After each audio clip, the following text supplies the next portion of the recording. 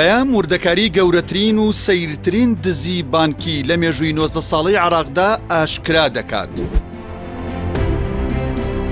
دزینی 2 ملیار و 500 ملیۆن دۆلار لە بانکی ڕافیدەینی عێراق لەلایەن 5 کۆمپانیاوە ڕای گشتی تەنیوە و بە کارەسات و ئابڕوچوونێکی دارایی گەورە وەسف دەکرێت. پارەکە چۆن دزرا و کێ بۆ شەقامی عێراقی ئاشکرای کرد؟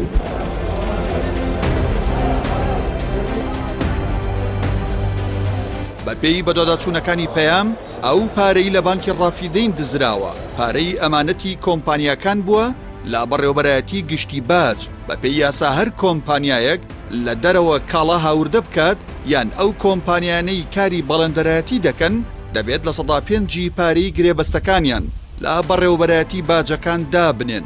دوایی پاکتاوکردنی باج و غەرامەی سەر کۆمپانیاکان پارەکەیان بۆ دەگەڕێتەوە. ئابڕوچوونە داراییەکە کاتێک تەقیەوە ئیحسان عەبدولجەبار دەستی لە پۆستی وەزیری دارایی بە وەکالەت کێشایەوە و ڕایگەیاند لە ماوەی کارکردنی لە وەزارەتی دارایی دزینی 2 ملیار و 500 ملیۆن دۆلاری لە بەڕێوەبەرایەتی باج ئاشکرا کردووە و داوێتی بەلایەنە پەیوەندیدارەکان بۆ لێکۆڵینەوە.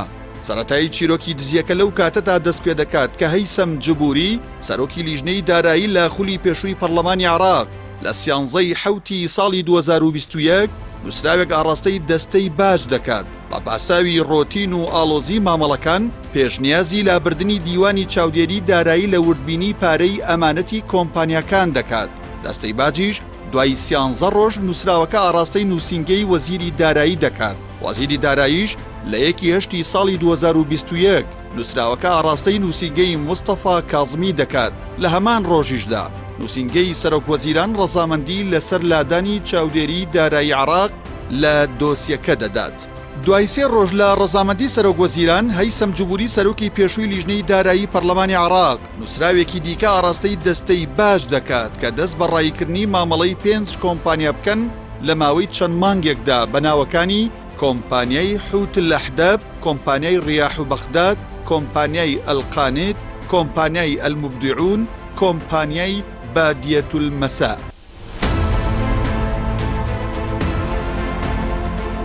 5 کۆمپانیاکە یەکێکیان خاوەنەکەی کووردە کە پارەکەیان دزیوە.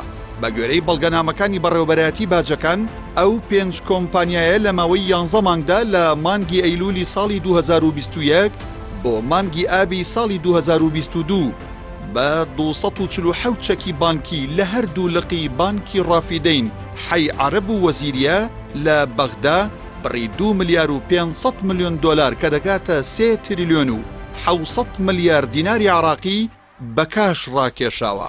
بەم شێوەیە کۆمپانیای حوت الأحداب 982 ملیار، کۆمپانیای ڕیاح و بەغداد 477 ملیار، کۆمپانیای ئەلقانیت تریلیۆنێک و 185 ملیار، کۆمپانیای ئەلموبدیعون 433 ملیار و 15 ملیۆن دینار، کۆمپانیای بادیە 624 ملیار دیناری ڕاکێشاوە. بەپێی زانیاریەکان کۆمپانیای ڕیاح و بەغداد بۆ بازرگانی گشتی بێسنوور خاوەنەکەی کووردە و ناوی حا کاف عینە و خەڵکی دهۆکە و لەدایک بووی ساڵی 2001 و دانیشتووی هەولێرە.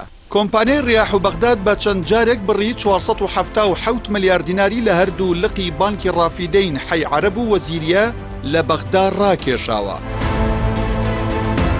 کێن ئەوانەی لە دۆسەی دزینی 2 ملیار و 500 ملیۆن دۆلارەکە تۆمەتبارن؟ بەپێی زانیاریەکان هەندێک لە کەسانی دەستڕۆشتووی ناو پارتە سیاسیەکان و دەسەڵاتداران لە پشت دزینی 2 ملیار و 500 ملیۆن دۆلارەکەی پارەی باجن. ئەوانەشی تۆمەتبارن لە دۆسیەکە پێگاتون لە هەیسەم جبوری سەرۆکی پێشووی لیژنەی دارایی پەرلەمانی عێراق، نووسینگەی مستەفا کاظمی، هەندێک لە بەرپرسانی وەزارەتی دارایی، دەستەی باجەکان و بەرپرسانی بانکی ڕافیدەین. لە ئێستاشدا دادگای دووەمی لێکۆڵینەوەی کەرخ لە بەغدا دەستی بە لێکۆڵینەوە کردووە.